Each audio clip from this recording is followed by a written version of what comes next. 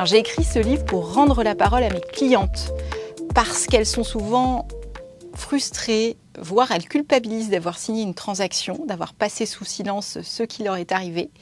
Et là, le fait de libérer la parole, de sensibiliser l'opinion publique sur ce qui se passe réellement en entreprise, ça a été pour elles et aussi pour moi assez libérateur.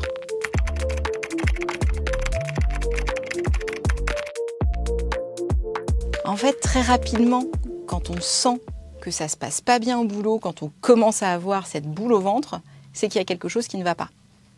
Et le premier conseil, c'est de ne pas rester seul, d'en parler, parce qu'il y a encore un gros tabou sur les souffrances au travail.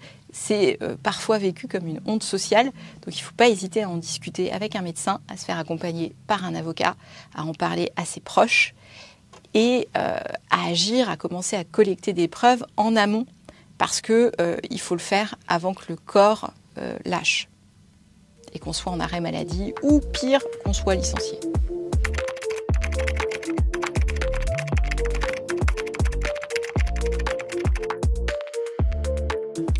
Alors on a quand même 2000 ans de patriarcat sur le dos, donc je pense que ça va prendre un peu de temps, mais que ça passe évidemment par l'éducation et la construction sociale. Ça nous façonne en tant que femmes, et c'est vrai qu'on a tendance à moins penser à se défendre, moins oser, avoir un rapport à l'argent assez différent de celui des hommes. Et je pense qu'effectivement, on a un gros boulot d'éducation à faire, et je pense beaucoup à nos filles.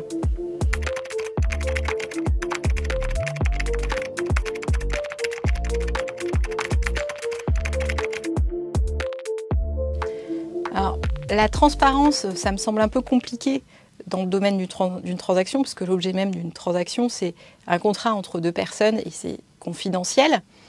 Donc évidemment, ce système, il est vicieux parce qu'on ne fait pas avancer la jurisprudence, parce qu'il y a une vraie vertu réparatrice à une décision de justice qu'on n'a pas en transaction. C'est vrai que quand il y a une transaction, il y a toujours un arrière-goût de « j'ai laissé tomber ». Mais par contre, la violence d'une audience, d'une procédure, le temps passé, le temps perdu pour ces victimes qui ont besoin de se reconstruire, c'est parfois insupportable. Et moi, quand je défends un client ou une cliente, je défends cette personne, cette salariée et pas la cause. Et mon devoir d'avocate, c'est dans ces cas-là de lui conseiller d'accepter parfois une somme plus importante que ce qu'elle aurait au contentieux en négociation pour pouvoir passer à autre chose plus rapidement et se reconstruire.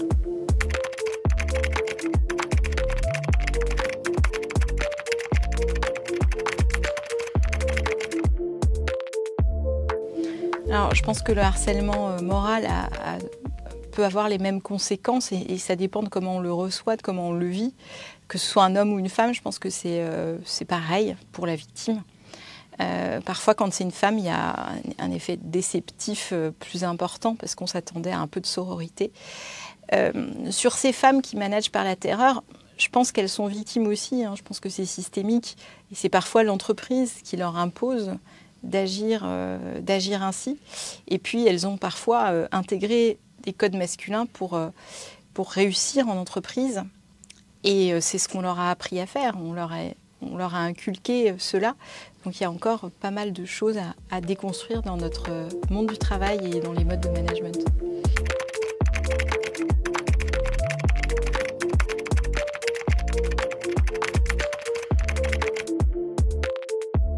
Alors oui, la directive transparence, pour nous, c'est du pain béni parce que ça va obliger les entreprises à communiquer les bulletins de salaire et le nerf de la guerre sur les discriminations sexistes, c'est la preuve. Donc là, pour nous, ça va être génial, au contentieux. Alors, pourquoi les entreprises proposent moins aux femmes ?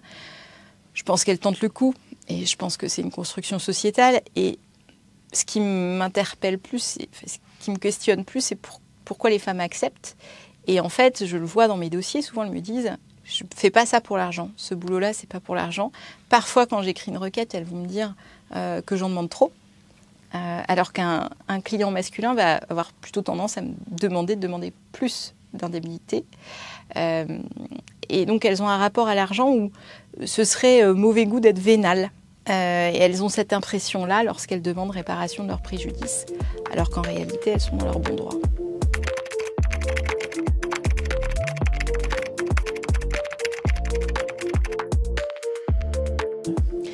Parce que le contrat de travail implique un lien de subordination économique qui peut être instrumentalisé en violence économique.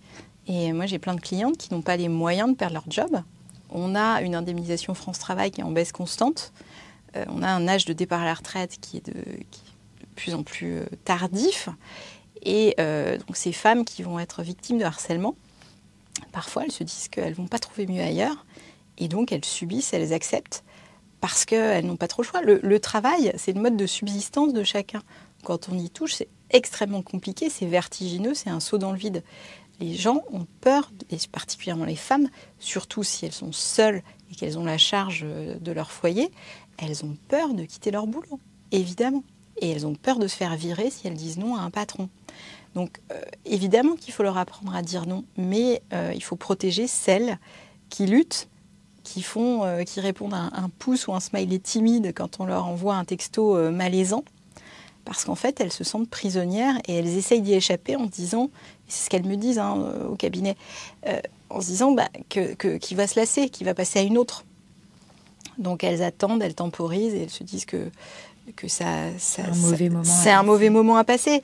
Et puis, mais ce qui est frappant dans ces dossiers-là, c'est ce sentiment d'impunité de ces patrons ou de ces supérieurs hiérarchiques qui vont écrire des trucs parfois hallucinants, qui vont oser encore importuner les femmes dans le cadre de leur relation de travail. Et c'est nier totalement la notion d'emprise qu'on peut avoir quand on est le supérieur hiérarchique de quelqu'un et qu'on a le droit de vie ou de mort sur son job.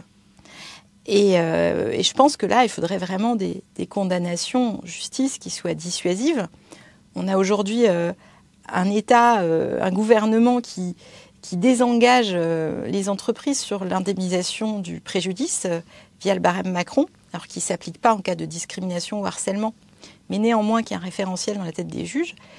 S'ils le veulent, allons vraiment plus à fond sur le barème et fixons des montants de dommages et intérêts conséquents pour les victimes lorsque les entreprises auront été condamnées par décision de justice pour des faits de harcèlement ou de discrimination. Ça pourrait peut-être calmer les ardeurs de certains patrons et rassurer les victimes. Alors le titre du livre, c'était vraiment en last minute. On a eu beaucoup de mal. On a pensé à plein de trucs. Le prix du silence des femmes, ça c'était le titre sur lequel on a écrit le livre pendant un bout de temps. Et ça commence avec la boule au ventre. En fait, c'est la suite de discussions avec mon éditeur qui a été très impliqué dans le projet. Et en fait, c'est parce que c'est une des phrases que la plupart de mes clientes me disent quand elles arrivent à mon cabinet, c'est « j'ai la boule au ventre ».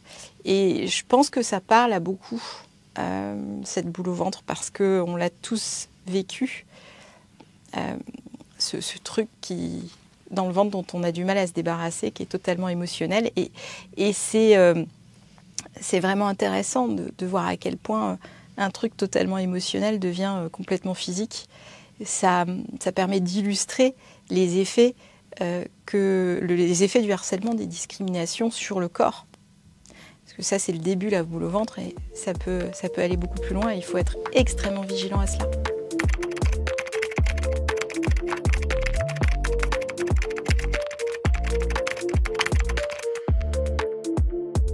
Ah oui, et heureusement, et c'est pour ça que mon métier est absolument génial, c'est que je suis aux premières loges de la reconstruction de mes clientes. Et j'observe chaque jour leur capacité de résilience complètement incroyable. Il y a certaines qui ont créé des médias, qui sont devenues coachs, sophrologues, céramistes. Il y en a qui ont retrouvé du boulot aussi dans le même milieu.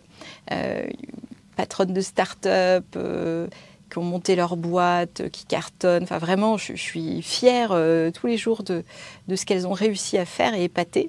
Et je les admire beaucoup, ce sont mes héroïnes. Donc oui, et je dis souvent que c'est un super mauvais moment à passer. C'est comme passer dans une machine à laver, c'est un petit tsunami. Mais souvent, il y a un happy end après.